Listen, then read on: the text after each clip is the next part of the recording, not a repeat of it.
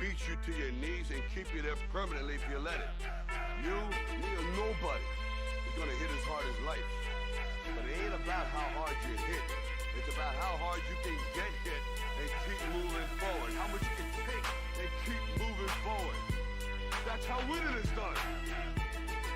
Now, if you know what you're worth, now go out and get what you're worth. But you gotta be willing to take the hits and not pointing fingers saying you ain't where you want to be because of him or her or anybody. Cowards do that and that ain't you. You're better than that. So many motherfuckers wanna take a piece, coming equipped with some shit niggas just can't believe. I pull a trick from my sleeve, now kamikaze, I'm all over that nigga, now come identify the body. My middle finger to you hoe niggas, run up on me and I'll be forced to let it go, nigga. I ain't the one you wanna try. Why? Staying high, hit the button, watch these motherfuckers die. Who's running the streets? I say that cocaine. Cause in the dope game, niggas are die for the dope, man. Another hustler making major cash. To the punk police, come raid your ass. Now you stretch doing fair time. And it's a bitch cause the judge gave you 8 years. You doing 6 and we know that you can't hang. You a trick, roll over, turn stitch like a bitch. Right, left, then left, right, I seen him set a word. He didn't duck and got stuck with your uppercut. I put my hand up to God like it's all filled with stress. Throwing blows in his square, so the few best. Right, left, then left, right, I seen him set a word. He didn't duck and got stuck with your uppercut. I put my hand up to God like it's all filled with stress. Throwing blows in his square, so the few best. Capture the rage of today's youth and bottle it. Crush the glass with my bare hands and swallow it. And spit it back in the faces of you racists and hypocrites who think the same shit but don't say shit. You Liberace's, Versace's, and you Nazis. Watch me cause you figure you got me in this hot seat. You motherfuckers wanna judge me cause you're not me. You'll never stop me, I'm top speed and you pop me. I came to save these new generations of babies from parents who failed to raise them cause they're lazy. To grow to praise me, I'm making them go crazy. That's how I got this whole nation to embrace me. Right, left, then left, right, I seen him set a word. He didn't duck and got stuck with your uppercut. I put my hand up to God like it's all filled with stress. Throwing blows in his square, so the few best. Right, left, then left, right, I seen him set a word. He didn't duck and got stuck with your uppercut. I put my hand up to God like it's all filled with stress. Throwing blows in his square, so the few best. Once again, it's the darker nigga, with a sparker nigga, with the partner nigga, with the dog is bigger, under stress, doing less, we wanna get blessed to the chest, the stars from the spoken west, best, if a purple put a hurt on a nigga, dub 6 motherfucker feet of dirt on a nigga, my hands stay dirty, cause I play dirty the mob way, you don't know, fucking find out the hard way, the nigga job is never done, my hand on my business, how it come, and it's never been a one-on-one, there hasn't been a problem, I dissolve them like salt, lock it up like a fall, whenever record's caught, and it's my fault. I keep niggas on point, fucking down. Niggas like you need to get bust, you fucking clown. I extort to support my peeps and hold down the fort. Never get caught if I creep. Nigga, right, left, then left, right. I seen him set a word. He didn't duck and got stuck with your uppercut. I put my hand up to God like it's all filled with stress. Throwing blows in his square, so the few best. Right, left, then left, right. I seen him set a word. He didn't duck and got stuck with your uppercut. I put my hand up to God like it's all filled with stress. Throwing blows in his square, so the few best. They got a nigga in the dice game. I'm feeling lucky, but the nigga's just a little bigger. He tryna fuck me, I'm a cash, I'm a blast, nigga. He don't know, I gotta tell you like the last nigga. Gotta go, don't need to run for the truck, I get him up. Left to right, my uppercut, I hit him up. I'm known to walk the streets on any block. I love my niggas, but I ain't putting down my Glock. The gunshots bang when I lose, nigga. And ooh, nigga, I'ma show you not to ever play a true nigga. Lay it down just to prove it. And fuck the rapping motherfucker, we can do this. Right, left, then left, right, I seen him set a word. He didn't duck and got stuck with your uppercut. I put my hand up to God like it's all filled with stress. Throwing blows in his square, so the few best. Right, left, then left, right, I seen him set a word. He didn't duck and got stuck with your uppercut. I put my hand up to God like it's all filled with stress. Throwing blows in his square, so the few best. Right, left, then left, right, I seen him set a word. He didn't duck and got stuck with your uppercut. I put my hand up to God like it's all filled with stress. Throwing blows in his square, so the few best.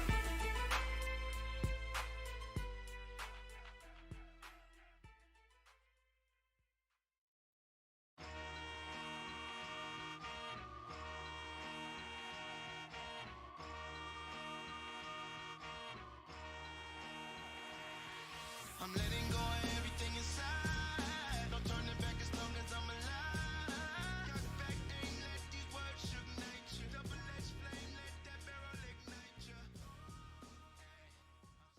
Sunshine and rainbows.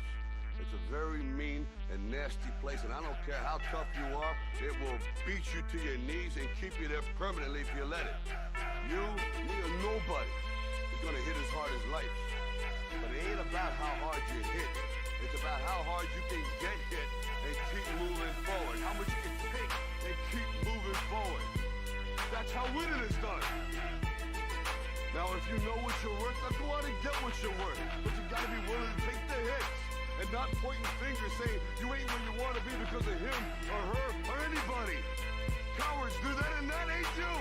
You're better Listen, than so that. many motherfuckers wanna take a piece. Coming equipped with some shit niggas just can't believe. I pull a trick from my sleeve. Now kamikaze, I'm all over that nigga. Now come identify the body.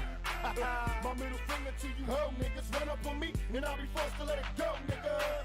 I ain't the one you wanna try. Why? Staying high, hit the button, watch these motherfuckers die. Who's running the streets? I say they cocaine. Cause in the dope game, niggas will die for they go broke, man. Another hustler making major cash.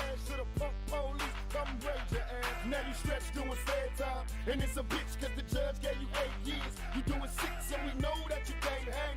You a trick, roll over, turn snitch like a bitch.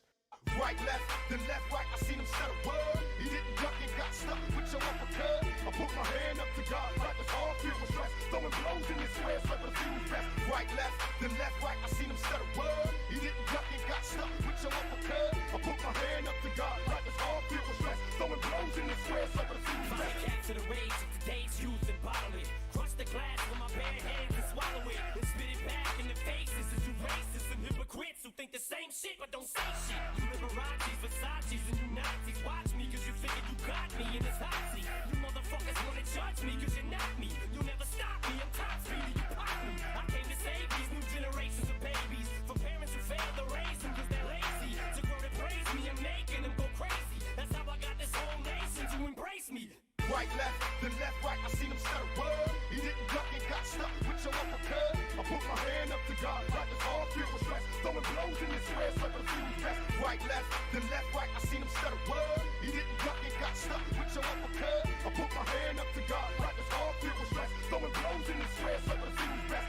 Once again, it's the darker nigga, with a sparker nigga, with the partner nigga, with the dog is bigger, under stress, doing less, we wanna get best to the chest, the stars from the Smith and West, best of a purple put a hurt on a nigga, dub 6 motherfucker feet of dirt on a nigga, my hands stay dirty, cause I play dirty the mob way, you don't know, fucking find out the hard way, the nigga job is never done, I handle my business how it come, and it's never been a one-on-one, there hasn't been a problem, I dissolve them like salt, lock it up like a fall, whenever records caught, and it's my fault. I keep niggas on point, fucking down. Niggas like you need to get bust, you fucking clown. I extort to support my peeps and hold down the fort. Never get caught if I creep, nigga. Right, left, then left, right, I seen him set a word. He didn't duck and got stuck with your uppercut. I put my hand up to God like it's all filled with stress. Throwing blows in his square, so the fuse best. Right, left, then left, right, I seen him set a word. He didn't duck and got stuck with your uppercut. I put my hand up to God like it's all filled with stress. Throwing blows in his square, so the fuse best. They got a nigga in the dice game. I'm feeling lucky, but the nigga's just a little bigger. You tryna fuck me? I'm my cash, I'm a blast, nigga. He don't know, I gotta tell you like the last nigga. Gotta go, don't need to run for the truck. I get him up, left to right, my uppercut, I hit him up. I'm known to walk the streets on any block. I love my niggas, but I ain't putting down my Glock. The gunshots bang when I lose, nigga. And ooh, nigga, I'ma show you not to ever play a true nigga.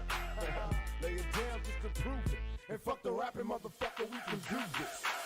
Right, left, then left, right, I seen him set a word. He didn't duck and got stuck with your uppercut. I put my hand up to God like it's all filled with stress. Throwing blows in his square, so the fuse best. Right, left, then left, right, I seen him set a word. He didn't duck and got stuck with your uppercut. I put my hand up to God like it's all filled with stress. Throwing blows in his square, so the fuse best. Right, left, then left, right, I seen him set a word. He didn't duck and got stuck with your uppercut. I put my hand up to God like it's all filled with stress. Throwing blows in his square, so the fuse best.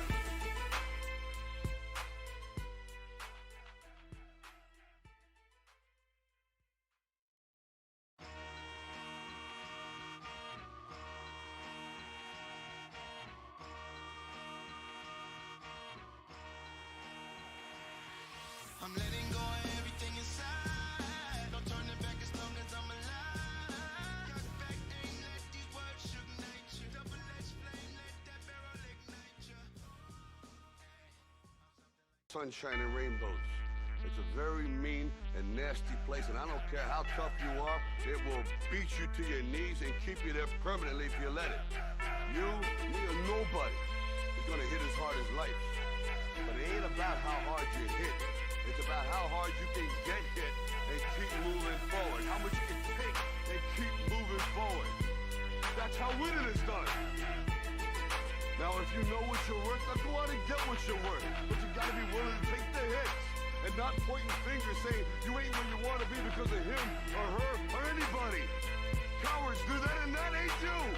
You're better Listen, than so that. many motherfuckers wanna take a piece. Coming equipped with some shit niggas just can't believe. I pull a trick from my sleeve. Now kamikaze, I'm all over that nigga. Now come identify the body.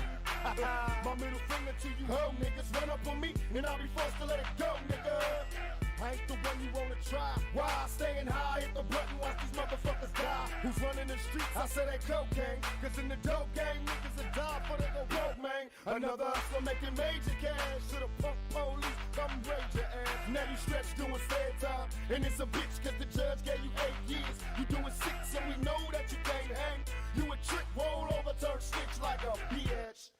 Right, left, then left, right, I seen him set a word. He didn't duck and got stuck with your uppercut. I put my hand up to God like it's all filled with stress. Throwing blows in his squares like a fuse vest. Right, left, then left, right, I seen him set a word. He didn't duck and got stuck with your uppercut. I put my hand up to God like it's all filled with stress. Throwing blows in his squares like a fuse Find vest. the cat to the rage of today's youth and bottle it. Crush the glass with my bare hands and swallow it. And spit it back in the faces of you racists and hypocrites who think the same shit but don't say shit. You Liberace's, Versace's, and you Nazis. Watch me cause you figured you got me in this hot seat. You motherfuckers wanna judge me cause you're not me. You'll never stop me, I'm top speed and you pop me. I came to save these new generations of babies from parents who failed to raise them cause they're lazy. To grow to praise me, I'm making them go crazy. That's how I got this whole nation to embrace me.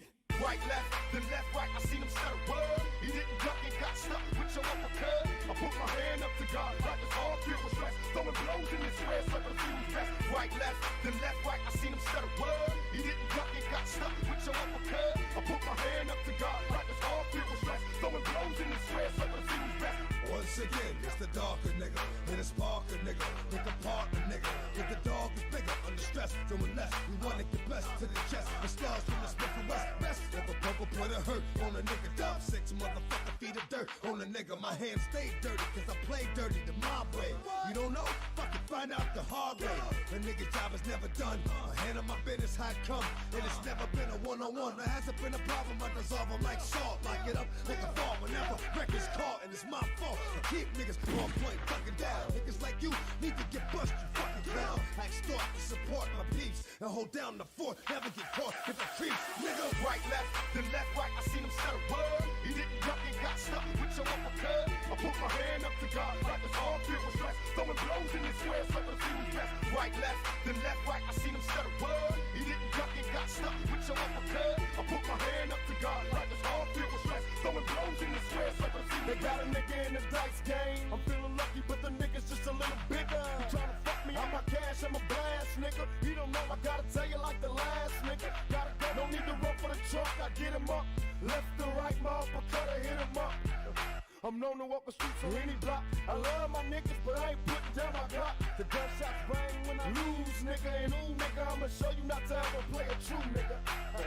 Lay it down just to prove it. And fuck the rapping motherfucker, we can do this.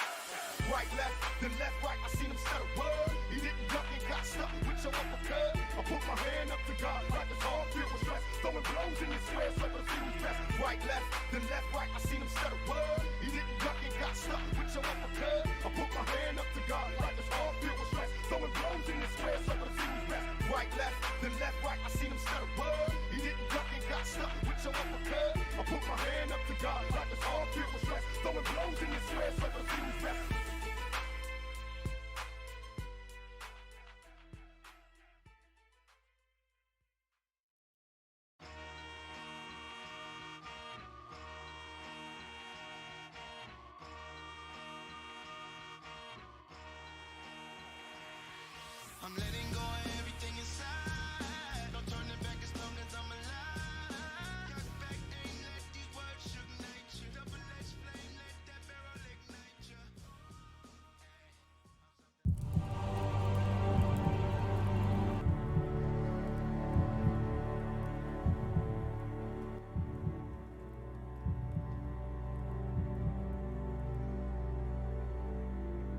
sans doute la maladie. Je crois que c'est la maladie qui fait plus peur à tout le monde que le reste. Ne plus rien pouvoir faire. Je crois que c'est ça surtout qui est effrayant.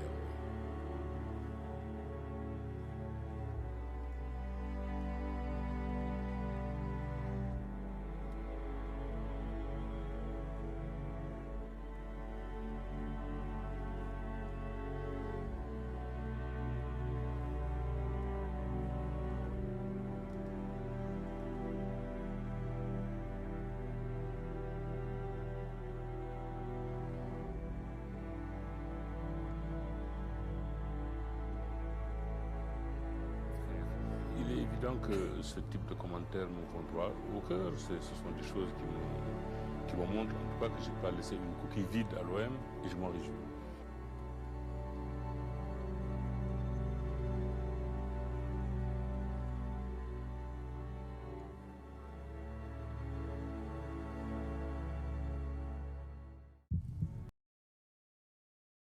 Attendez la Attention. télé de ma femme ou pas? Un peu. Ah, ça va.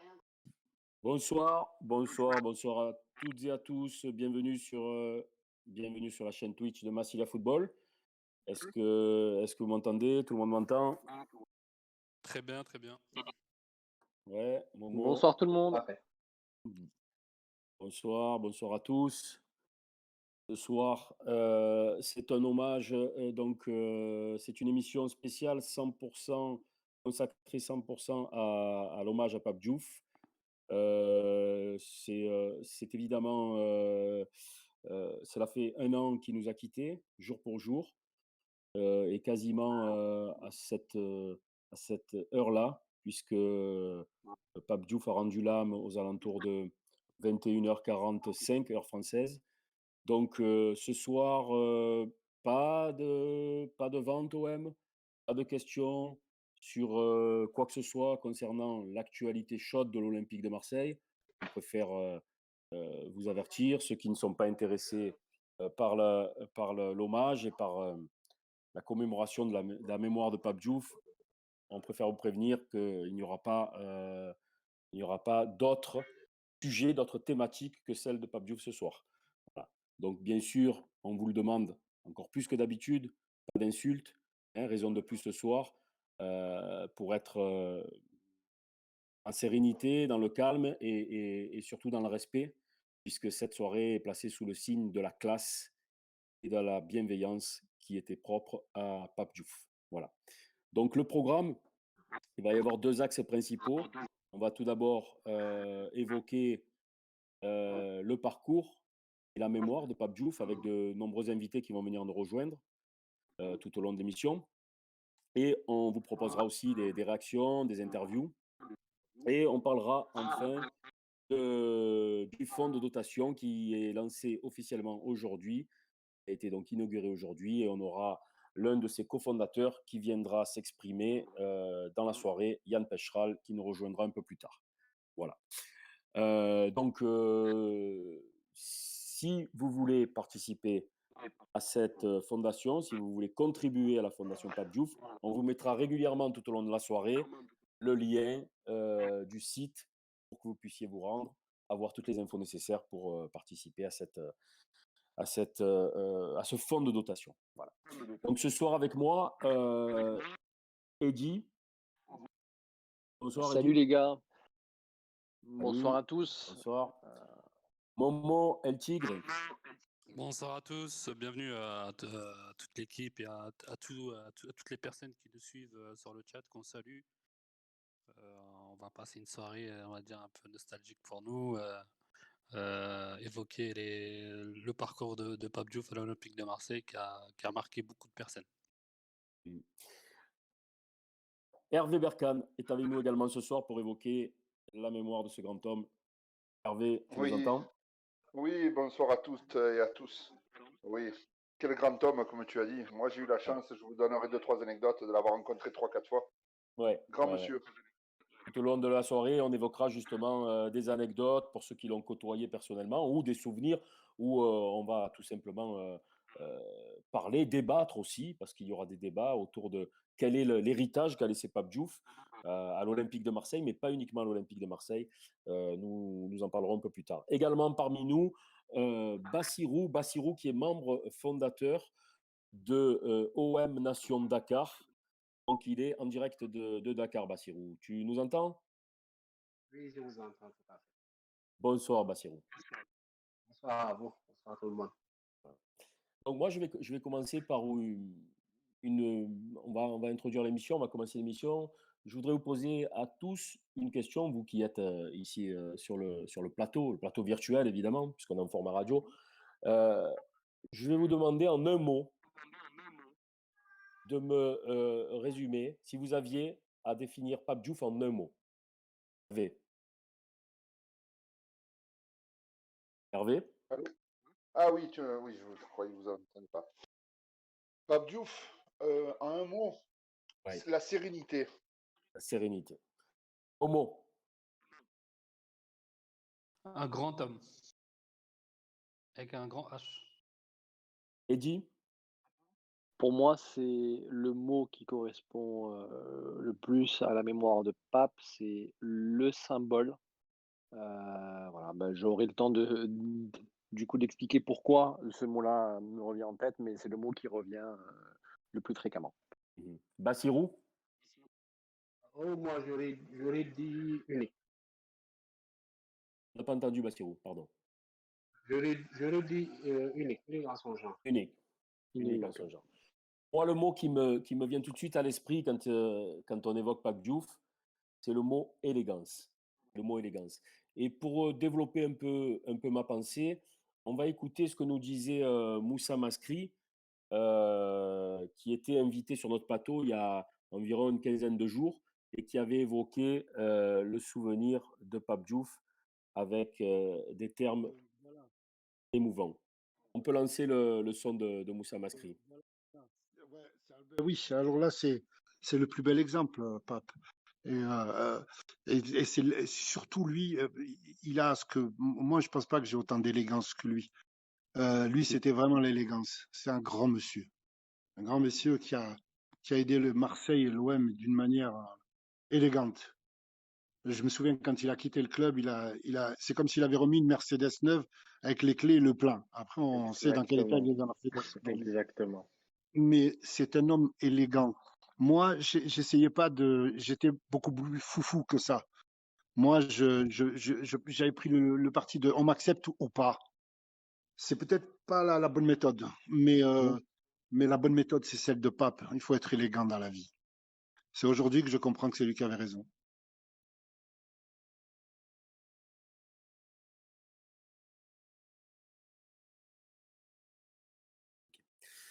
Voilà, des mots qui sont vraiment, qui vont droit, qui viennent du cœur, parce qu'on sentait vraiment que Moussa Maskri parlait réellement avec le cœur et qui nous transporte réellement dans l'univers de Pape Diouf, parce que c'est vrai que Pape Diouf, c'était avant tout l'élégance et la noblesse.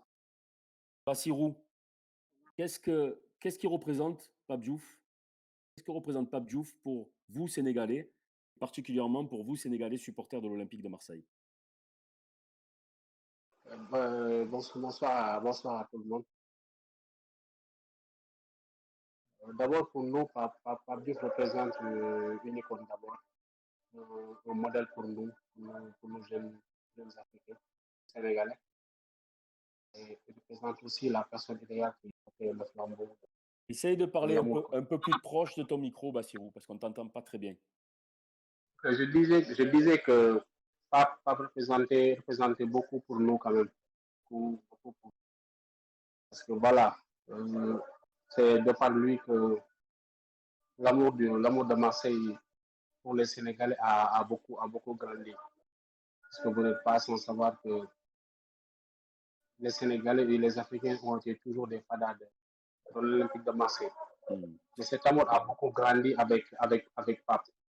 Parce que beaucoup d'entre nous voyons en lui le père, le grand frère.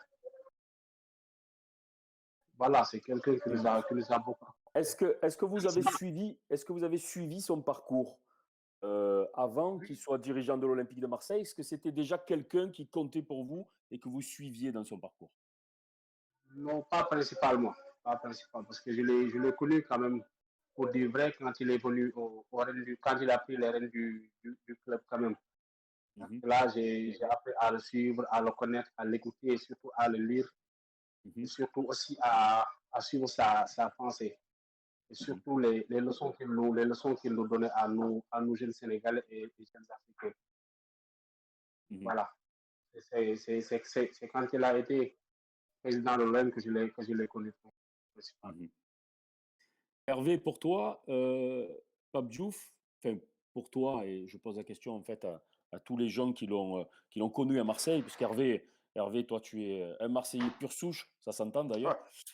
Est-ce que ce qui est frappant, c'est que Pape Diouf, c'était à la fois représentait à la fois ses racines africaines, c'est-à-dire que on sentait en lui le tout le symbole, la force et la sagesse de l'Afrique, mais il était également cette passerelle entre les deux continents, et on pouvait dire également que c'était un Marseillais également pur sucre, parce que qui de mieux que Pape Diouf pouvait représenter aussi bien Marseille, cette diversité, mais aussi cet esprit marseillais.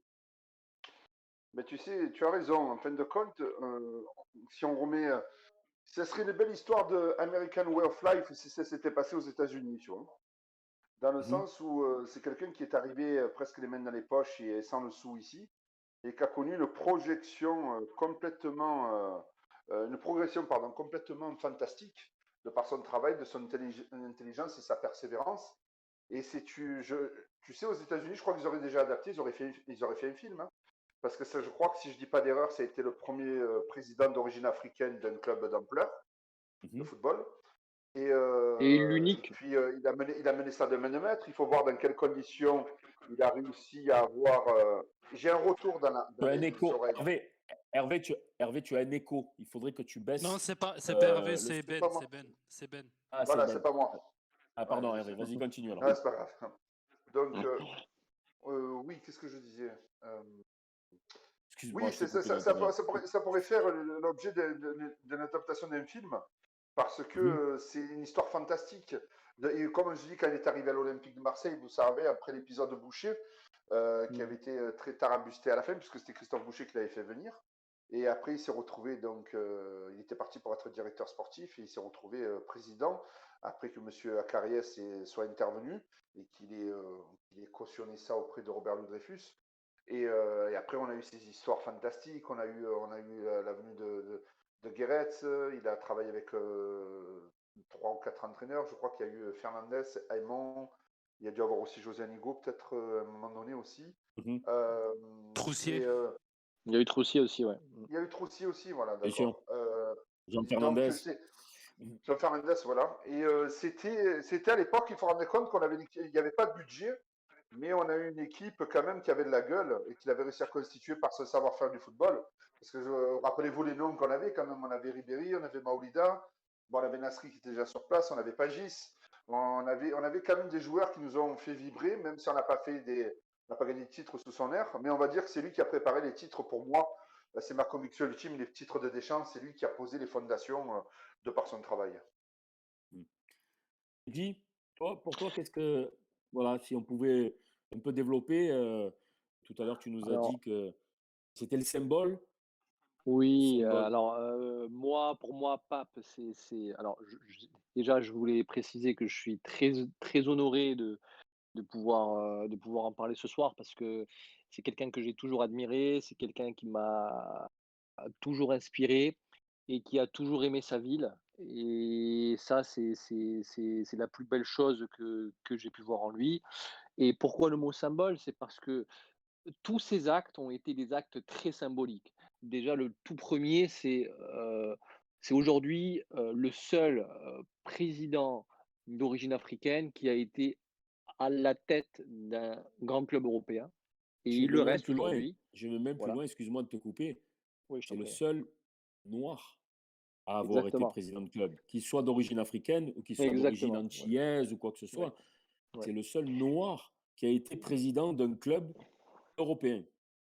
Et il en parlait Effectivement. très bien d'ailleurs. Il disait que c'était une anomalie qui n'avait pas de raison d'être et que son cas n'était pas unique et que lui, ce qu'il voulait, c'était inspirer, une génération justement de leaders, de personnes qui puissent s'émanciper de toutes les contraintes.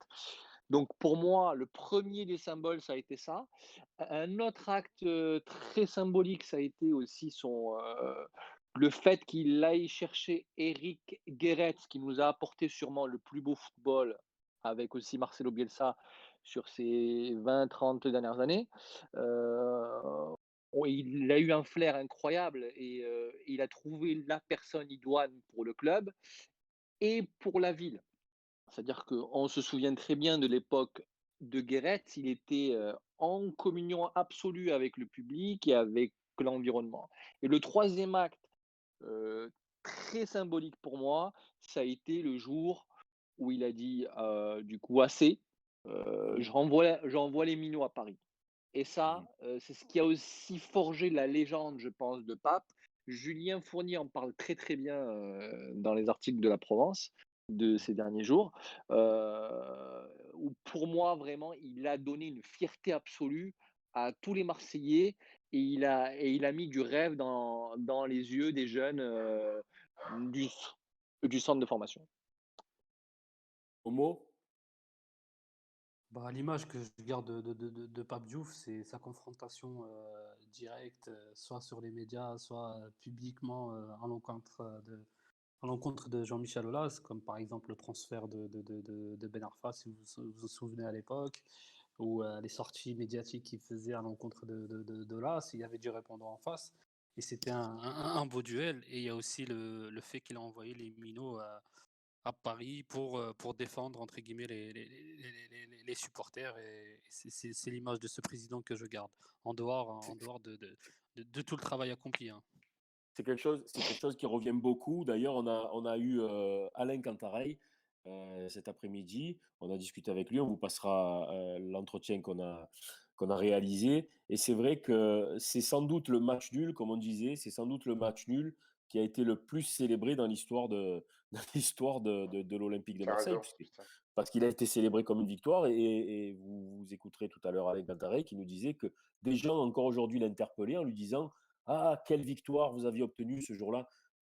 Les gens, certaines personnes qui n'ont peut-être pas, qui ne suivent pas l'actualité avec autant d'assiduité, ont gardé une impression de victoire, de véritable victoire. Effectivement. Et ça on le doit avant tout à l'esprit qu'avait réussi à insuffler Pape lors de cette aventure, cet Et, événement. On en et, reparlera tout à l'heure.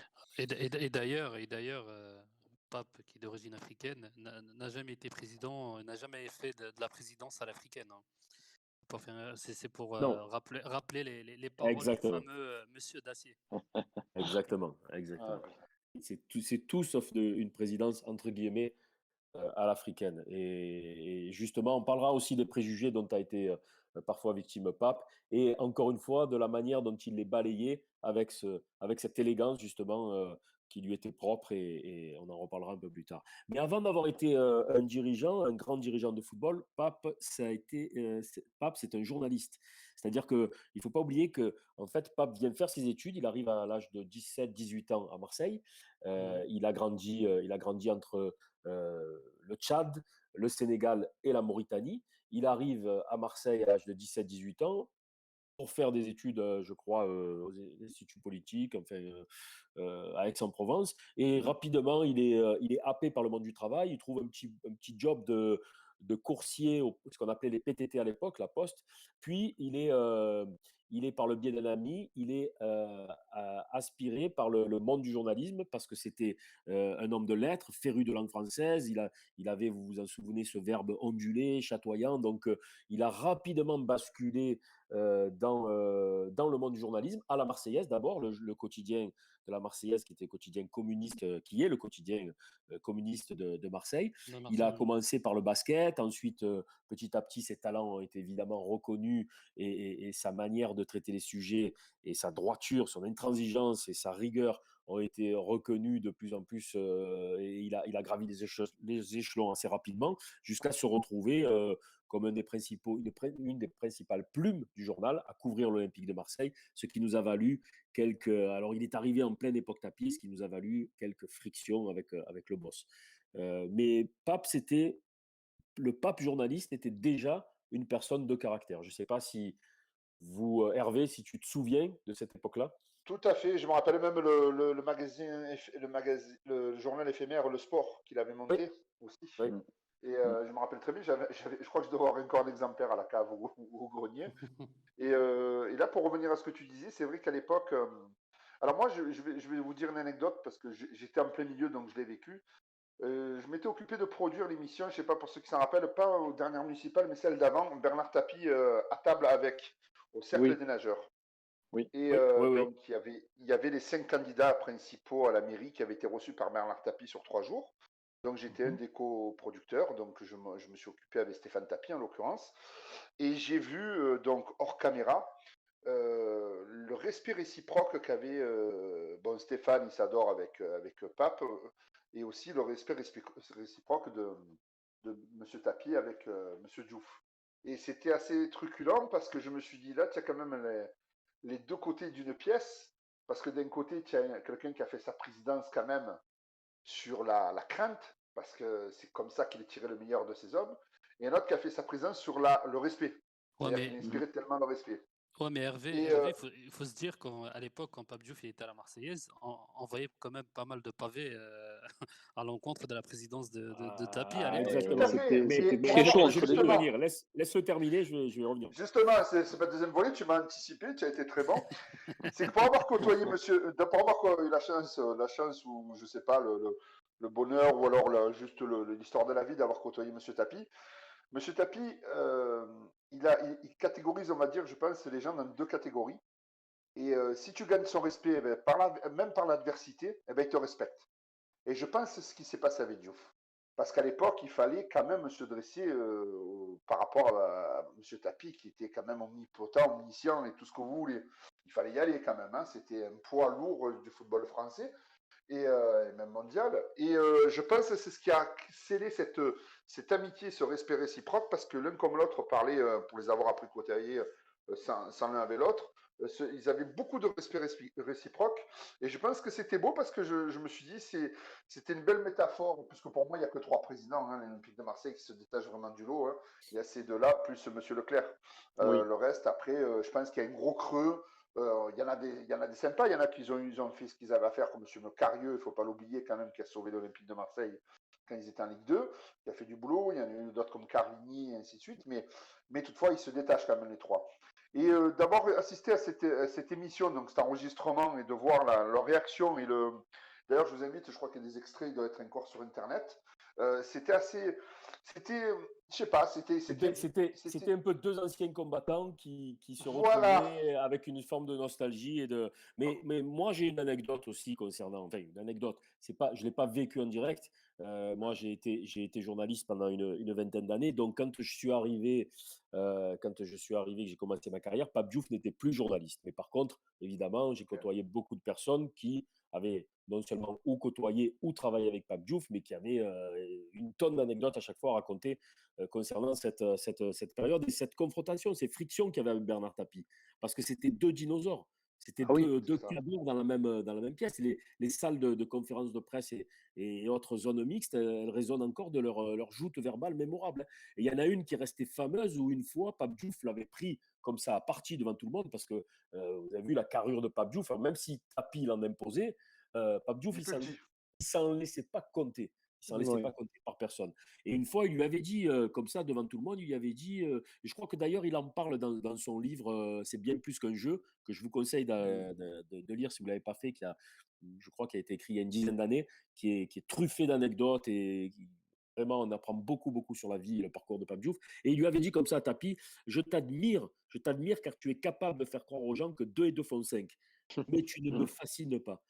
C'était voilà, c'était pour dire à quel point les points de tension entre les 2 hommes étaient fréquents et c'était, physique, c'était palpable et physique. Ça, c'est ce on m'a raconté, moi Mais et ils c'est avaient un Bernard Tapie profond qui cherche ça aussi. Voilà. oui, ils avaient malgré tout un profond respect mutuel. Voilà. Ah oui, ça c'est évident. Ça, on peut pas Et le. aussi, les gars, Ouais, on Eddy? a. Oui, oui, bah, pour aller un peu dans le sens de ce que vous dites, il y avait aussi des choses que Pape disait, qui recevait des appels tard le soir de Bernard Tapie, qui se plaignait de certains articles. Donc effectivement, la relation était très très complexe, mais je pense que Hervé a raison sur le point où Bernard Tapie, quand il trouvait quelqu'un de sa stature qui lui faisait face, je pense qu'il rentrait un peu dans ce rapport, pas de force, mais un peu de test. On va voir jusqu'où on va. Et je pense Exactement. que Pape, il était avec une puissance, il dégageait une puissance et surtout, c'était un homme de conviction. Et je pense que c'était mêlé entre de la fascination, même s'il dit qu'il n'a jamais été fasciné, il y a quand même un petit côté du coup intérêt, parce que sinon on ne va pas écrire autant sur Bernard Tapie, sur l'OM, etc. Et de l'autre côté, en face, je pense aussi que Bernard Tapie était très fasciné par Pape, du coup. Mais c'est ce qu'a dit, Et c'est c'est ce la qu'a dit richesse Hervé. de cette relation, ouais. Je pense que Bernard Tapie ne peut être intéressé et ne peut donner son respect qu'à des gens qui lui tiennent tête. Ah oui, Sinon, c'est pas clairement. possible. Exactement. C'est pas Ouais. possible. Donc après cette période donc de la période de Pape de journaliste, Pape se tourne vers le métier d'agent de joueur petit à petit, hein, puisque il a cette aventure au sport justement, une aventure qui fera long feu, hein, ça dure pas très très longtemps, et il se tourne vers une carrière d'agent. En fait, c'est pas qu'il se tourne, c'est qu'il est finalement, il y va naturellement parce qu'il déjà, même sans être agent de joueur, il s'occupe beaucoup de certains joueurs d'origine africaine. Et le premier qui lui glisse comme ça à l'oreille, tu devrais en faire ton métier, c'est Joseph-Antoine Bell. Avec toujours en creux cette idée que des choses doivent changer par rapport à la considération des Africains dans la société et notamment dans le sport. Parce qu'il ne faut pas se leurrer, à l'époque, voilà, on n'était pas dans la même considération qu'il y a aujourd'hui. Et c'est quelque chose que Pape Diouf a grandement contribué à faire évoluer. Ça devient petit à petit un négociateur redoutable. Et son premier gros coup, ça sera De Sailly au Milan. C'est justement, on va accueillir un de ses proches qui nous a rejoint, Yann Pecheral, et qui est également l'un des membres fondateurs Alors, du Gilles, fonds Pape juste, Diouf. je vais vous laisser, je vais revenir après. C'est Allez, comme ça, si vas-y. tu as besoin de faire monter. Voilà. Allez, Si ça, voilà, il n'y a pas de souci, comme ça, Hervé. À tout à l'heure. je crée pas un embouteillage dans le tunnel. Bon, comme ça. Non, non, non, surtout pas. Oh là là. Pas de À tout à pollution, pas de l'heure. pollution. Allez, Pas à de tout à l'heure. pollution. À tout à l'heure, Yann, merci. allez, à tout à l'heure. Yann, tu nous entends? Bonsoir, oui, je vous entends. Bonsoir, Yann. Bonsoir, salut à tous. On Bonsoir Yann, t'entend bienvenue à très bien. toi. Merci. Comment ça s'est passé l'émission, Yann, avec la Provence? Ça s'est bien passé. Ça s'est bien passé. C'était un gros rush, une grosse organisation, beaucoup de témoignages. Donc, beaucoup trop de matière, j'ai envie de dire, parce que voilà, dès lors qu'on parle de Pape, c'est vrai qu'on n'a pas eu de mal à avoir des témoignages qui rendaient hommage à Pape et puis des témoignages de soutien pour la fondation. Donc, voilà, ça a été compliqué, mais ça s'est bien passé dans l'ensemble. Pape, Yann, pardon, toi, tu étais très proche de Pape, tu faisais partie de son cercle rapproché. Aujourd'hui, si on a un peu posé la question à tout le monde ici présent sur le plateau, si tu devais garder une image et quelques mots, devais nous parler de Pape en quelques mots. Moi, Est-ce c'est que c'est très simple, c'est très, très facile pour moi, c'est sa simplicité. Parce que Pape, c'était quelqu'un qui avait un énorme charisme, une grande aura, quelqu'un de très cultivé, mais qui parlait de la même manière à moi, comme au président de la République, un chauffeur de taxi, aux gens qu'il arrêtait dans la rue. Il avait de la considération pour tout le monde. Ça ne veut pas dire qu'il aimait tout le monde, parce qu'après, si tu l'intéressais pas, t'étais pas forcément son ami, mais il te considérait de la même manière. C'est une énorme qualité que Pape avait. Et il ne te parlait pas au départ en fonction de ton statut social ou de ce que tu pouvais lui apporter ou ce genre de choses. Et il était d'une immense simplicité. Voilà. Et tout le long de vie que j'ai pu partager avec lui, bah, j'ai pu observer ça. Et voilà, c'était un être exceptionnel. Mmh. Et cependant, je me suis laissé dire que quand il rentrait en colère, les murs tremblaient. Là, par contre, il fallait s'échapper, hein. Il fallait effectivement, subir les colères de Pape, c'est vrai, Mmh. parce que voilà, bah, c'est quelqu'un qui avait, beaucoup de caractère aussi et qui aimait que ça marche comme il fallait. Donc oui, oui, Pape pouvait très bien se mettre en colère, également, mais, dans l'ensemble, pour mettre Pape en colère, il en fallait quand même. Parce qu'avant d'en arriver à la colère, il avait de nombreuses clés, pour s'épargner ses colères. Mmh. Pape, il a eu plusieurs vies. Sa vie, c'est une Mmh. boule à facettes. Il y a eu multiples expériences, hein, on va en parler tout au long de la soirée. Pour toi, quelle est l'œuvre la plus symbolique, celle qui représente, le plus ton Pape Diouf? Bah, je sais pas, mon Pape Diouf à moi personnellement, c'est le Pape Diouf, après la présidence de l'OM, donc c'est pas la partie qui va vous intéresser Mmh. le plus, parce que c'est à ce moment-là, moi, où j'ai eu le plus de rapport avec lui finalement. C'est-à-dire, Mmh. il avait quitté le club et j'ai participé, je l'ai aidé à écrire son dernier livre, C'est bien plus qu'un jeu. Et c'est vrai que j'ai eu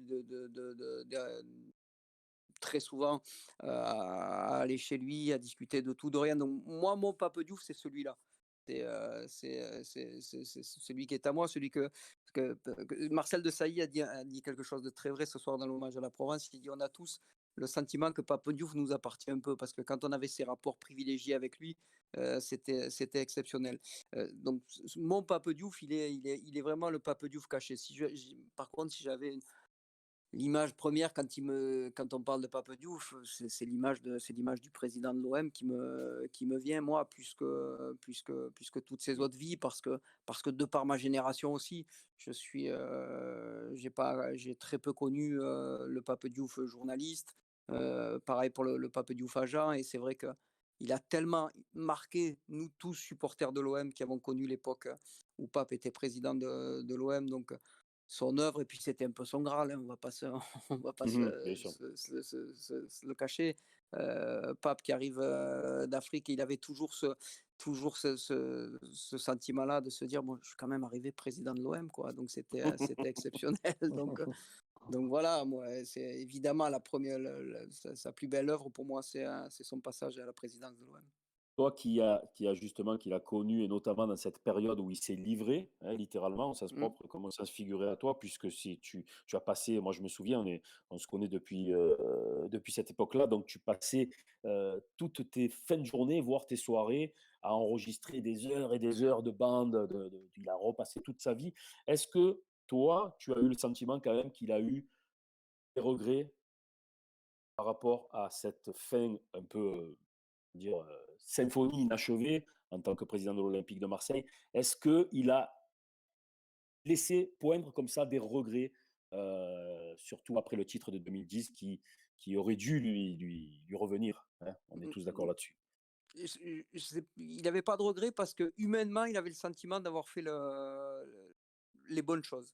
Et surtout, en ce qui concerne son départ, Julien Fournier en a très bien parlé dans la Provence.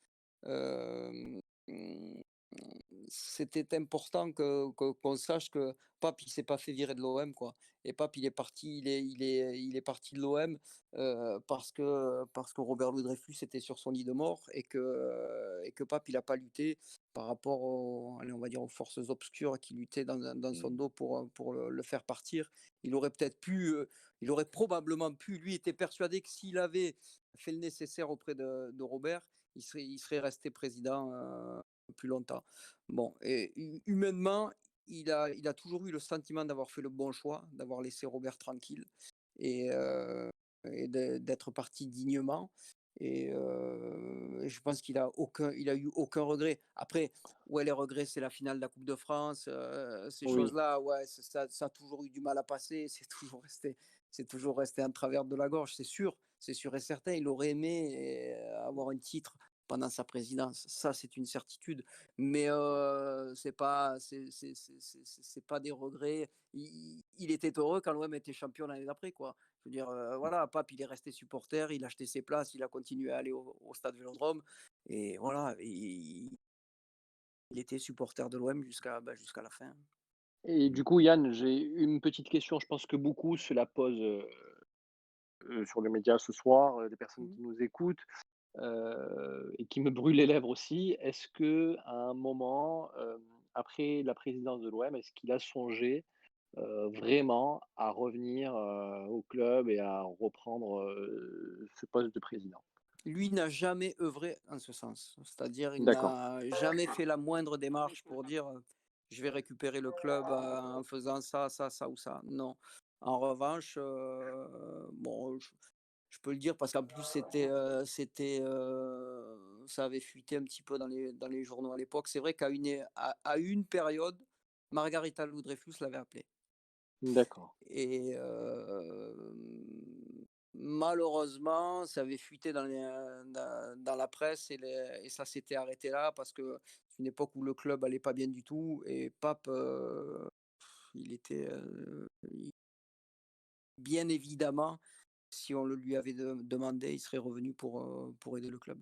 Mais on n'était pas chez lui en train de faire des réunions et se dire tiens, bon, alors aujourd'hui, comment on fait pour revenir à la présidence de l'OM. C'était pas ça du tout. D'accord. Ça a jamais été son truc. Il disait souvent cette phrase il disait je suis pas devant ma glace tous les matins en me rasant, en pensant à redevenir le président de l'OM.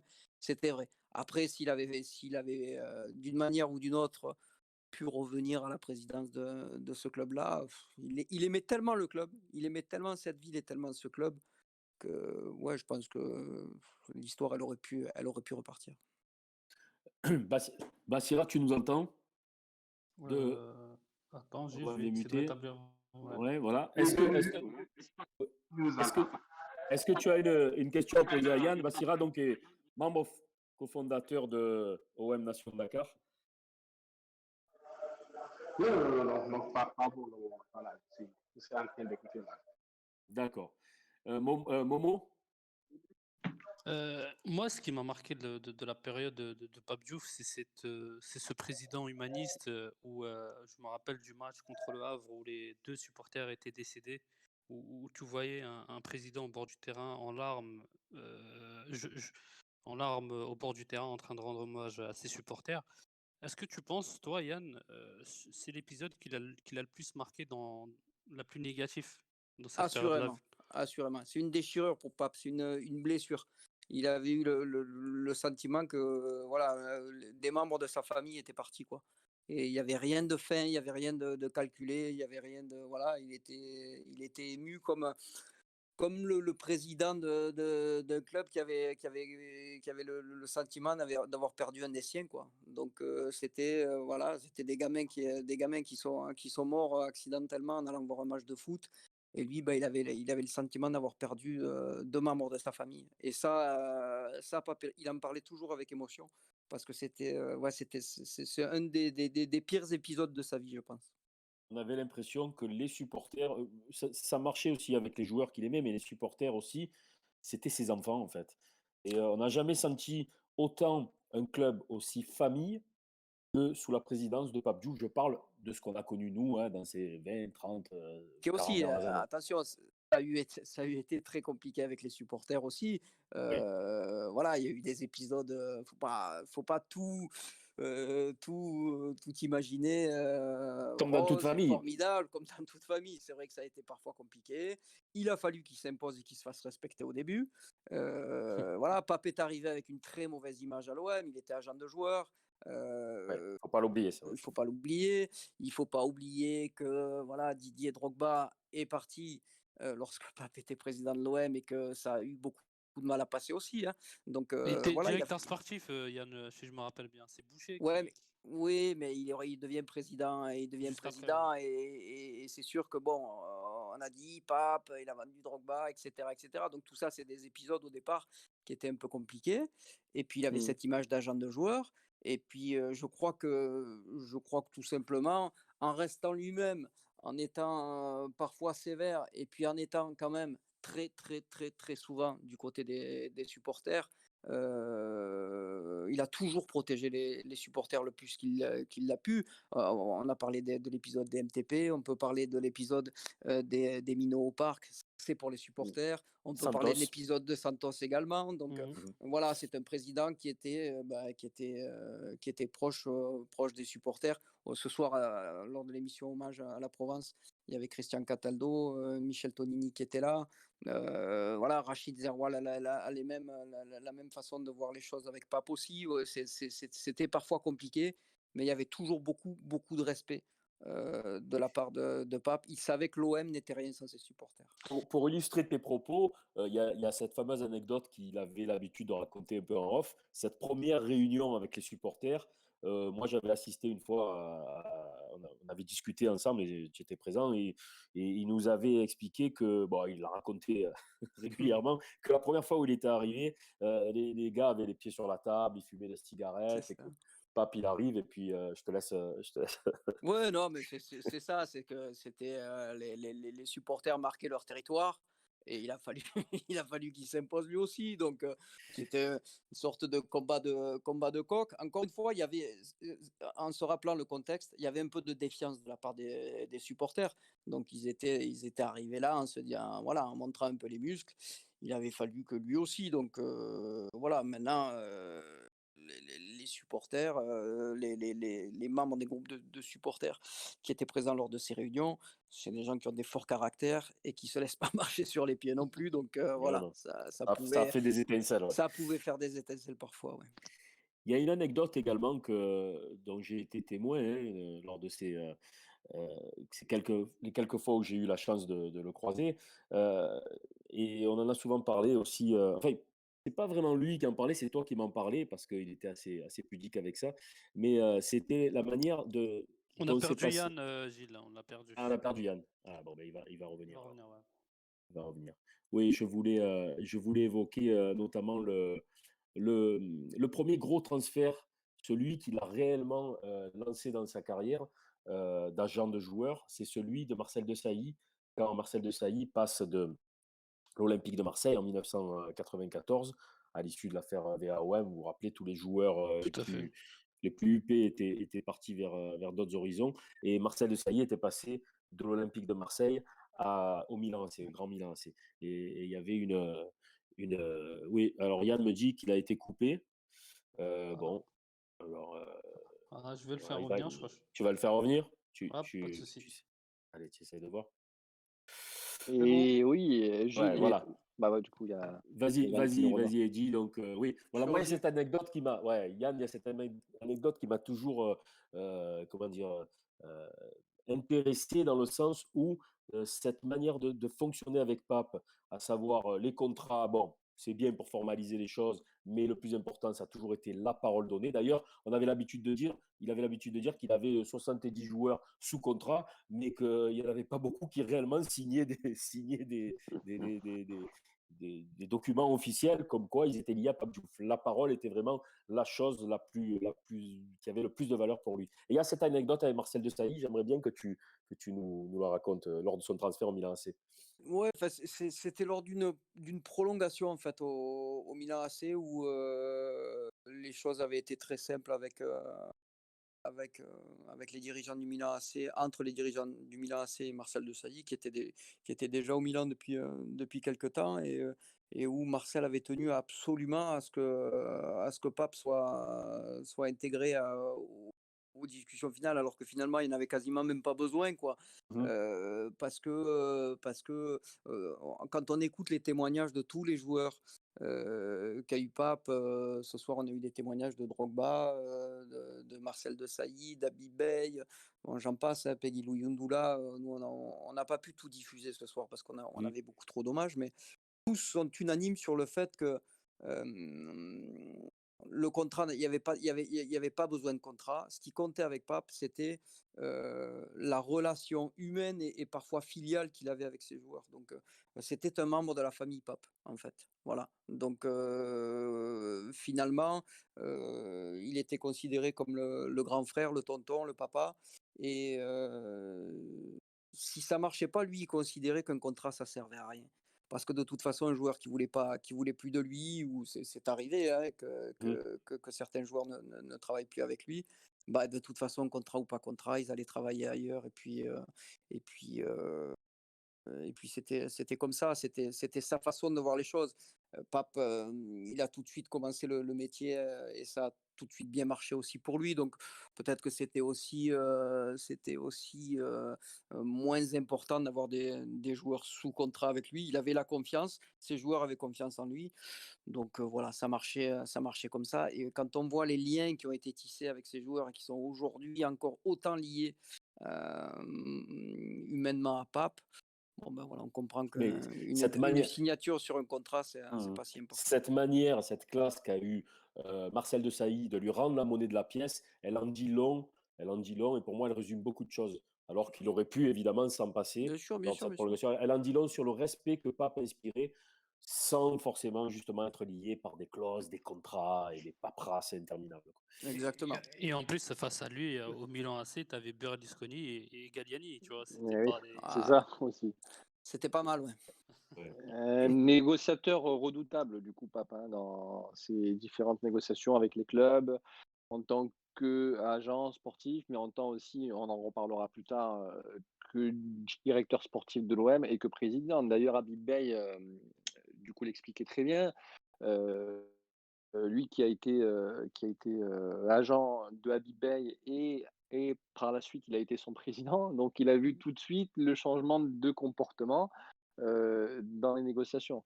Et ça, c'était je pense, des grandes qualités de Pape, c'est qu'il avait une capacité à se mettre dans son rôle qui lui permettait d'être vraiment neutre et le plus juste possible.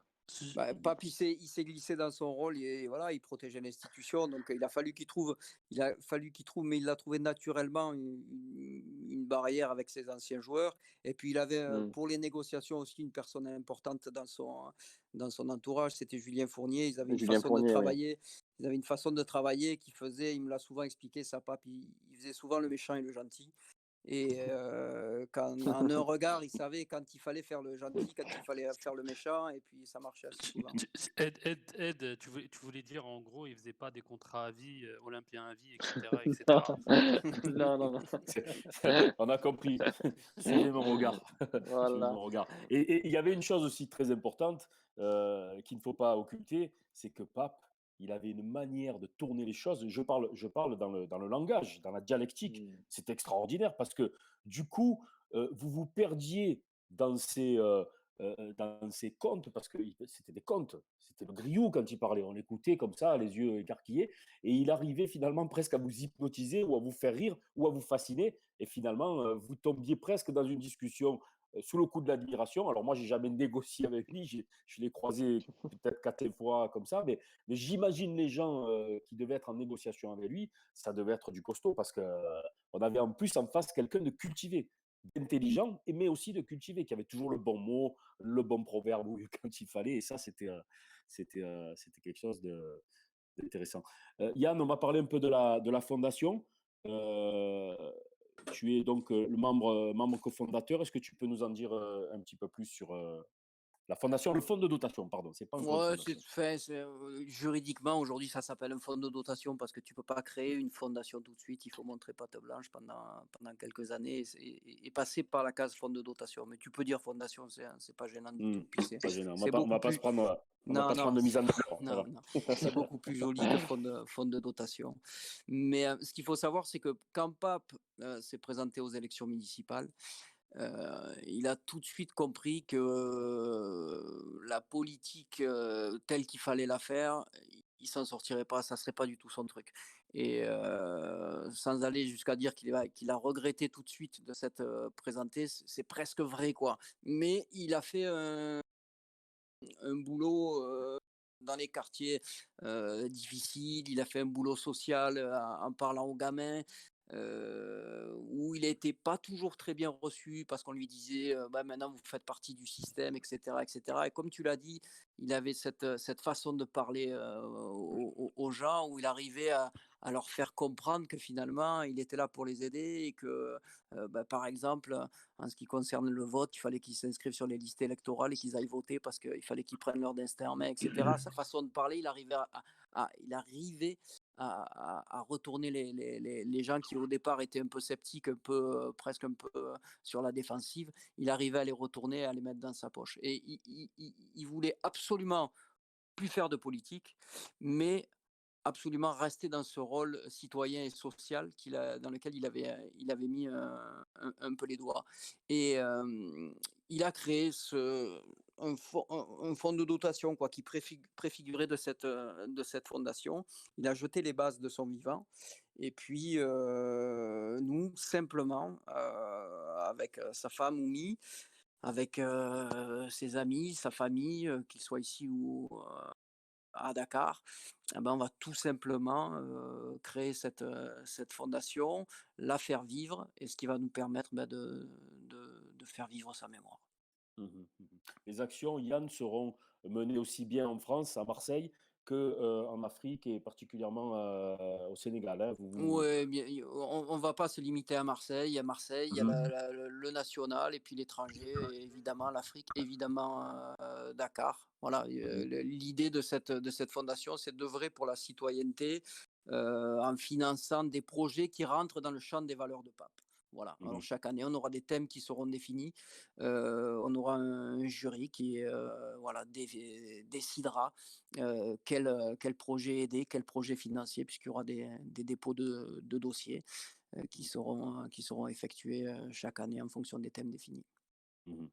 Bon, voilà, vous avez le lien de l'association, du site qui est dans le chat. On vous le met régulièrement, donc voilà. Voilà, on est bien sûr complètement à la bourre, etc.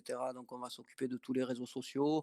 On a commencé à faire la page Facebook, on va créer le Twitter, l'Instagram. On va essayer de faire vivre tout ça. D'abord avec tous les témoignages qu'on a reçus, tous les hommages qu'on a reçus et qu'on n'a pas pu diffuser ce soir sur l'émission de la Provence. Donc on va gérer ça dans les jours et les semaines à venir. Et puis j'espère le plus rapidement possible. On est tenu par le Covid, bien entendu, comme tout le monde, mais l'idée, ça sera de faire une belle soirée de charité pour récolter des fonds, et on fera pourquoi pas une vente de maillots aux enchères, des choses comme ça, pour essayer tout de suite de récolter des fonds et d'être actif le plus vite possible. Super, bon, mais tu nous en parleras et on relaiera évidemment l'information. Yann, on va te libérer. Un dernier mot, ce soir, on est tous tristes, tous les Marseillais, tous les gens qui ont aimé Pape Diouf ont le cœur serré. Et en même temps, il y a cette lueur, il y a ce sourire qu'on a comme ça, on peut tous garder au fond de soi ou dans le cœur, qui nous anime. Et avec cette fondation, on va pouvoir continuer à honorer la mémoire, l'esprit et l'œuvre de Pape. Donc, c'est des sentiments un peu mêlés. Et voilà, je Ouais, voulais te faire il y a part beaucoup de. d'émotions, il y a beaucoup Il y a d'émotions, beaucoup honnêtement, il y a d'émotions. beaucoup Ouais. d'émotions. Ce soir, c'était difficile de voir tous ces témoignages, d'entendre la voix de Pape. Pour les gens qui l'ont aimé, c'était émouvant, c'était difficile, mais voilà, sur certains témoignages, on a bien vu que c'était que le début d'une histoire, en fait. Et que ben voilà, Pape, il sera là toujours avec nous. De toute façon, les gens qui l'ont connu, les gens qui l'ont aimé, forcément, ils gardent du Pape en eux. Et voilà, nous, on va garder tout le bon de Pape en nous, garder son image, garder son sourire. C'est un gros déconneur, Pape. Et on Mm. va, on va garder ça en nous et essayer absolument de faire vivre son nom, sa mémoire le plus longtemps possible. Yann, on te remercie, on te libère. On te dit à bientôt. Tu nous tiens au courant dès qu'il y a des infos, dès qu'il y a Avec des plaisir. actions. Et puis, À très bientôt, les gars. on reste Merci en À beaucoup. très contact. bientôt. Merci Merci, Yann. Bye, bonne bonne soirée. Ciao, soirée. ciao. Ciao, ciao, ciao. Merci Yann. Justement, on accueille une autre personne qui a connu et qui a côtoyé Pape Diouf de très près pendant de nombreuses années. C'est notre pilier, notre numéro 9, Hichem, qui est parmi nous. Hichem, tu nous entends? Je vous entends, bonsoir. Bonsoir, bonsoir Hichem. Salut Hichem. Salut Hichem. Et Bonsoir à tous. justement, la transition est toute faite, hein. Yann parlait des personnes qui avaient côtoyé Pape et qui gardaient une part, chacun, hein, il a raison, Yann, c'est chacun garde une part de Pape en soi. Et toi, Hichem, c'est le cas. Tu as connu Pape au cours de ta période de salarié à l'Olympique de Marseille. C'est ça, j'ai connu une personne extraordinaire, une personne humainement difficilement égalée, parce que c'est quelqu'un qui m'a beaucoup aidé à l'époque où j'étais salarié à l'OM. Et j'ai deux anecdotes ce soir qui me viennent en tête. La première, c'est quand Momo a dit par rapport au match qu'on avait fait au Havre, j'étais monté moi avec les supporters et il y a eu ce terrible accident. Et tout de suite, on a pris la décision de faire redescendre tous les supporters en train.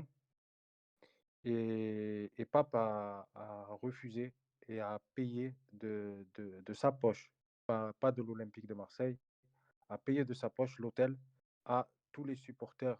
Ils étaient 400, a payé de sa poche l'hôtel au Havre à tous les supporters pour leur éviter de descendre tout de suite en train et leur permettre d'assister au match. Et De sa poche, donc c'est pas avec l'Olympique de Marseille, hein. c'est pas l'Olympique de Marseille, c'est lui qui a tenu vraiment à ce que les supporters restent au Havre. Et je vous en parle aujourd'hui, j'ai les frissons, j'ai même envie de. Voilà, parce que c'est un geste qui restera gravé en moi et encore Et plus fort. méconnu en plus, hein, Hichem, méconnu, parce qu'il y a peu de monde Oui, qui la connaissent, cette histoire finalement. oui, On oui, n'en a bien jamais sûr. parlé, hein. Non, non, non, non, pas du tout. Et d'ailleurs, c'était quelqu'un comme ça. C'était quelqu'un qui, quand il faisait du bien, il n'avait pas du tout envie que ça s'ébruite parce qu'il faisait du bien euh, avec le cœur. Et il faisait pas du bien pour que justement les gens disent Pape fait du bien. Et ça, c'est encore un trait de sa personnalité. Et deuxième anecdote, et ça, c'est encore plus fort, et ça me concerne, ça me touche directement. À l'époque, j'avais usé mes jours de congé et j'ai ma maman qui est tombée gravement malade et j'étais pas bien et parce que je pouvais pas rester auprès de ma maman. J'en avais parlé à certains joueurs, tout ça, qui ont été voir Pape et un jour, il est venu me voir, il m'a dit, Chem, tu prends une semaine, 2 semaines, un mois, je te les paye, mais tu restes auprès de ta maman. Et ça, c'est quelque chose que vraiment je n'oublierai jamais. Et ça reflète tout le grand cœur qu'avait ce grand homme. Et il va manquer à beaucoup, beaucoup, beaucoup de monde. C'est sûr qu'il va manquer à beaucoup de monde, et pas que dans le monde du sport. Il y a peu, personnellement, j'ai rencontré peu de personnes qui ont trouvé quelque chose à redire, humainement en tout cas, évidemment, des erreurs professionnelles, des mauvais transferts, des mauvais. Ça, c'est, c'est, c'est, c'est pas, on n'est pas à l'abri de ça. Mais humainement, j'ai connu peu de personnes qui ont eu quelque chose à reprocher à Pape Diouf. Dans tout son parcours, les mots qui reviennent à chaque fois, c'est droiture, simplicité, classe, noblesse. Et, euh, et voilà, et c'est des mots Mais qui reviennent en boucle comme ça. ce qu'il faut savoir aussi, c'est que Pape, à son arrivée à l'OM, il ne faisait pas du tout, du tout, du tout l'unanimité. C'est-à-dire que moi, j'avais entendu des choses sur Mhm. Pape qui n'étaient pas trop belles. Et beaucoup de monde au club l'ont jugé directement.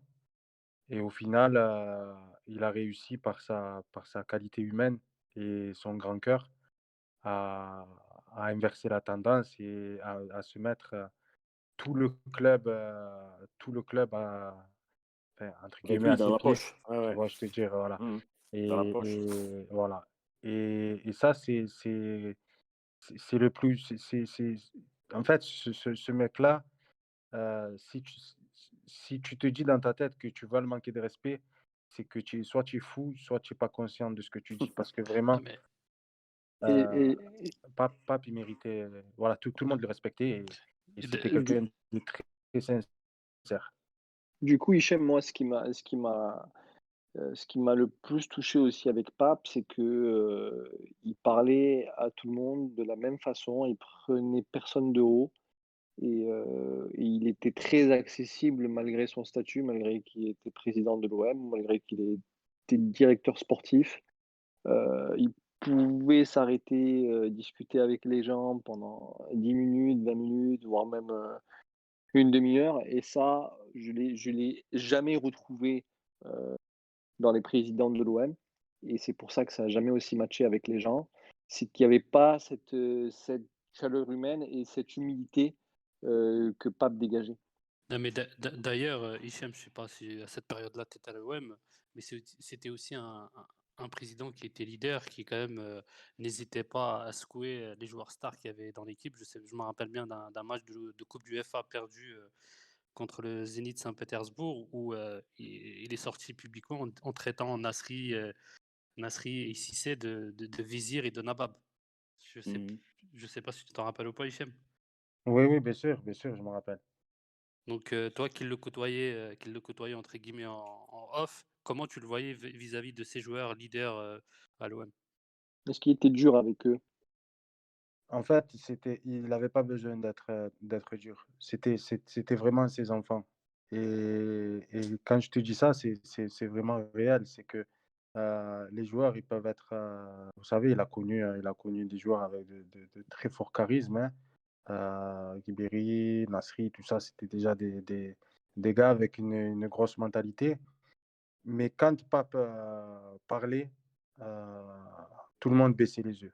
Ça veut dire que euh, en fait, il savait déjà à l'avance que quand il intervenait, euh, c'était pour quelque chose. Pape, il était souvent en retrait, mais quand il intervenait, c'est que le problème arrivait à un stade où il était obligé d'intervenir. Et s'il était obligé d'intervenir, généralement, c'était pas très bon pour le joueur. On a vu la preuve, on a vu Ribéry. la preuve avec Ribéry. Ribéry, Karim Ziani, ouais, à l'époque, il s'est frité un peu avec Eric Guéretz. Ouais, c'est vrai. Mmh. Mais C'est ça. l'exemple le plus révélateur, c'est quand même Ribéry et le plus connu d'ailleurs. Oui, Parce bien que ce sûr. qu'il fait ce qu'il Moi, fait, il est fou de faire ça. TF1 en plus aux 20h. Oh là Oui, là. oui, oui. Moi, si vous voulez que je vous raconte encore une anecdote, à l'époque, Mo vient de le dire, une fois, Ziani, il se chope avec Guéret. Et c'était un peu la mentalité mec de quartier et tout ça, tu vois. Et ça vient aux oreilles de Pape. Et à l'époque, ils avaient deux entraînements le matin à 10h et l'après-midi à 16h. Donc, ça se passe le matin. L'après-midi, bon, les joueurs partent, ils reviennent à 15h. Ils se changent. Entre-temps, Pape, ça vient à ses oreilles. Et il est rentré sur le terrain quand ils étaient tous en train de s'entraîner. Mmh. Il a appelé Karim Ziani. Il lui a dit, toi, tu vas t'entraîner tout seul là-bas. Quand tu auras du respect pour ton entraîneur, tu t'entraîneras avec lui. Et Karim Ziani s'est entraîné tout seul avec le préparateur physique en bas, le terrain d'en bas, pendant que les collègues Zoubar et tout le tralala, ils étaient en haut en train de s'entraîner. Mais Voilà l'image. mais le joueur n'a pas bronché, parce que si Ah tu non, non, compares avec l'ancien non, non, président. non, non, non, non. Je t'ai dit, c'était vraiment. Moi, je les voyais comme ses enfants. Parce que quand tu cries sur un enfant, généralement, il baisse la tête, il baisse les yeux parce qu'il est impressionné. Mmh. Et c'était vraiment ça. C'était vraiment ça. C'était vraiment. Et à la fin de l'entraînement, Karim Ziani, tout fier qu'il est, il est allé voir Guéretz en lui présentant ses excuses. Alors que si Pape n'intervient pas, je suis pas sûr que Mmh. je suis pas sûr qu'il présente ses excuses. Pape, c'est aussi, heu, pour pour, heu, pour terminer avec les anecdotes, c'est aussi quelqu'un qui ne réfléchit pas par rapport au milieu enfin, par rapport du milieu d'où toi tu viens. Mmh. Si vous vous rappelez, à l'époque, il y avait la petite Nelia qui était handicapée sur chaise roulante, atteinte d'une maladie génétiquement grave et qui l'a privée de ses jambes bon, pour le reste de sa vie. Et cette petite, elle vient de la Bussurine. C'est un quartier qui est dans les quartiers nord à Marseille. Et, par rapport à cette petite Nélia, c'était les MTP à l'époque par le biais de ceux qui s'occupaient d'elle, c'est-à-dire Julien et, et, et, ouais, et Lionel, pardon. Mmh. C'était ces deux mecs des NTP qui s'occupaient d'elle. Et ils ont été voir Pape Diouf. Ils lui ont dit, voilà, on a une petite qui aimerait rencontrer les joueurs de l'OM, tout ça. Et non seulement il a fait venir à la commanderie, mais en plus de ça, il lui a fait faire, il lui a fait donner un coup d'envoi euh, lors d'un match au stade Vélodrome devant 60 000 personnes. Et la petite, elle était en larmes sur la pelouse parce qu'il lui a fait vivre un rêve éveillé. Et ça, c'est pas donné à tout le monde, mais vraiment parce qu'il n'a pas calculé que les mecs qui lui ont demandé ça venaient d'un quartier ou que même la petite, même elle-même, venait des quartiers nord. Il a surtout calculé que la petite avait besoin de quelque chose et il savait qu'il pouvait faire quelque chose. Donc il a fait avec le cœur et Pape, c'était ça. Du moment où il pouvait faire, il faisait. Ouais, il faisait, il avait pas d'arrière-pensée et surtout c'était aussi quelqu'un d'après tous les témoignages et encore une fois, moi je l'ai pas aussi, côtoyé aussi régulièrement que toi, que Yann et que d'autres personnes, mais j'ai eu à le croiser évidemment, au fur et à mesure qu'on parle avec des gens qui l'ont vraiment connu. C'est toujours le même témoignage. D'ailleurs, c'est marrant parce que tu n'étais pas là quand Yann est arrivé au début et vous avez sorti à peu près, dressé à peu près le même tableau. C'est-à-dire quelqu'un, dans les caractéristiques principales en tout cas de Pape Diouf, quelqu'un qui parle sans aucune arrière-pensée avec qui que ce soit, quelle que soit la condition sociale ou la classe sociale de la personne qu'il a en face de lui, quelqu'un qui est à l'écoute, quelqu'un qui est simple, qui est généreux. On a rarement vu en fait un personnage, en tout cas à l'Olympique de Marseille, qui a fait autant l'unanimité dans son portrait. Mais c'est le seul, avec tout le respect que j'ai pour le boss. Mais le C'est différent, boss, il est clivant le boss. Il y a des pour et des contre. voilà, voilà, Euh, c'est ça. C'est Diouf, il y en avec a tout le peu respect qui. que j'ai pour le boss. Jusqu'à aujourd'hui, il y a certaines personnes qui te diront, ben, c'est le boss, c'est le meilleur. Mais d'autres personnes te diront, moi, j'ai pas aimé travailler avec lui. Aujourd'hui, il faut me trouver la personne qui dira, j'ai pas aimé travailler avec Pape Diouf, elle n'existe pas. C'est vrai. Et d'ailleurs, Hichem, ça t'a fait quoi de passer à l'époque de Pape Diouf à Dacier? C'est traumatisant. À ce Non, point-là? en fait, tu veux, je te dis la vérité, Momo. Hmm. On est passé d'un père qui nous calculait tout le temps, qui nous faisait. C'est bête à dire, hein, mais ça montre encore une fois. Pape Diouf, par exemple, quand on faisait 8h, 20h à la commanderie, c'est quelqu'un qui nous ordonnait d'aller manger à la cafétéria du club. Il nous disait, vous prenez pas à manger de chez vous, vous achetez pas à manger, il y a la cafétéria, vous allez vous servir là-bas. On est passé de ça à quelqu'un qui ne savait pas comment on s'appelait, Eh ouais, eh ouais. qu'il nous calculait pas. Et le paradoxe et l'ironie du sort, c'est qu'il y en a un qui a été champion de France et l'autre, justement, je voulais en parler de ça, c'est peut-être ce qui restera comme un regret, hein, on en a parlé tout à l'heure avec Yann, c'est que finalement, malgré ses grandes performances sportives, parce qu'il a qualifié quand même le club 3 années d'affilée en Ligue des Champions, ce qui est plus arrivé depuis, hein, si je ne me trompe pas, 2 Mhm. finales de coupe, il restera quand même ce regret de ne pas avoir remporté de titre. Mais pour moi, très sincèrement, et je pense pour ceux qui ont été Ouais, au club, et surtout pour les supporters qui ont été au stade, etc., le titre de Didier Deschamps, c'est le titre de Pape Diouf. C'est pas le titre de Dacier ni de évidemment. La Brune. Évidemment. Évidemment. C'est le D'ailleurs, titre de Pape. il a une très belle formule, Julien Fournier, dans La Provence, dans l'interview de La Provence qu'il a faite. Il a dit Pape Diouf a laissé le mode d'emploi. Il a laissé le mode d'emploi. Exactement. Voilà. Et après, Exactement. derrière, les gens s'en sont servis. Tant mieux, hein, je veux dire, pour le club. Mais en vérité, ce titre, on est tous d'accord pour l'accorder à 99% à Pape Diouf, évidemment. C'est sûr. D'ailleurs, Hichem, ce que tu dis, c'est important. L'avenue de Lucho González, Pape Diouf l'avait négocié à l'époque, je crois, 13-14 millions. Ouais, Lors de son départ, t'as Dacier, il a monté son transfert à 24 millions. Tu vois, bien sûr, bien tu vois sûr. la hauteur de ce président-là dans le business également. Ben parce qu'il savait ce qu'il faisait. Pape Diouf, on lui faisait pas l'envers. On la faisait à tout le monde, mais pas à Pape. Pape, c'est quelqu'un qui est issu déjà du milieu du football. C'était un agent de joueur, donc il connaissait toutes les clauses contrats, valeurs marchandes, sponsors, etc., etc. Voilà, Pape Diouf, c'était quelqu'un avec qui tu ne pouvais pas tourner à droite ou tourner à gauche. C'était tout droit ou rien. Et malheureusement, voilà, c'est comme ça. Après, je vous conseille de lire La Provence parce qu'il y a vraiment Ah, des, c'est voilà, très intéressant. ouais, vraiment des anecdotes croustillantes Très et vraiment touchante. ouais, des choses auxquelles on ne s'attend pas. Et c'est vraiment très, très, très, très, très intéressant. Il y a cette faculté, il en parle aussi, Julien Fournier, Hicham, je ne sais pas si tu as remarqué, et il en a parlé, Peggy Lou Indula, dans le live de la Provence, et Habib Bey, il a cette faculté à créer une filiation en fait avec les gens.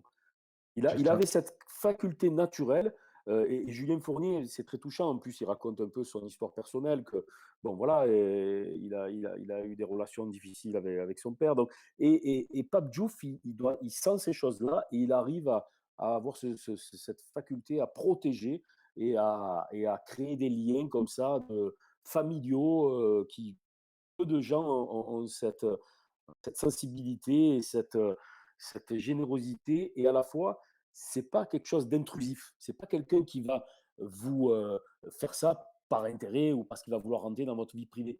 C'était sa nature. Il y avait un charisme et une force et une manière d'être assez naturelle comme ça, qui il arrivait à attirer et à avoir finalement, au final, tous les gens qui l'ont connu et qui l'ont connu de très près ont ce sentiment d'avoir été quelque part les enfants de Pape Diouf. Moi, c'est quelque chose qui me frappe quand j'écoute tous les témoignages des uns et Bien des sûr, autres. bien sûr. Et je voulais ce soir vraiment avoir une très forte pensée pour ses enfants, notamment son fils que j'ai connu et qui est le même que son père, qui est quelqu'un de très attachant, de très vrai, de très sincère. Et j'ai une pensée aussi pour son épouse. Oui, Vraiment, voilà, perdre quelqu'un, c'est très, très, très difficile. Mais perdre quelqu'un de la personnalité de Pape Diouf, ça doit être encore plus difficile. Et je leur envoie toutes mes pensées, toute ma force, parce que aujourd'hui, c'est un an et chaque année, ça sera chaque année, mais eux, c'est tous les jours et c'est pas facile.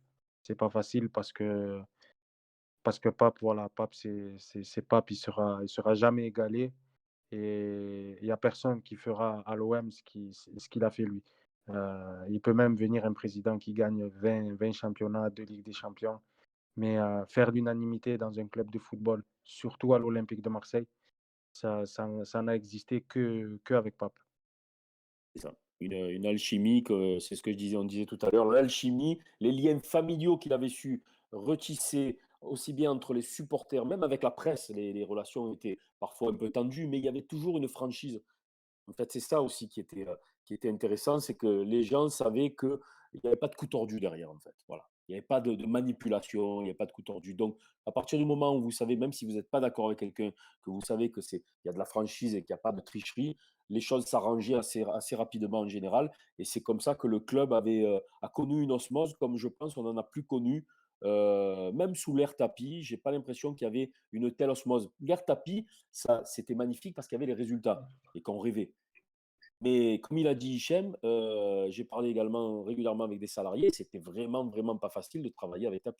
Vraiment pas facile. Non, non, c'est Alors pour ça. voilà. Donc c'est cette osmose, cette alchimie qu'il avait su créer.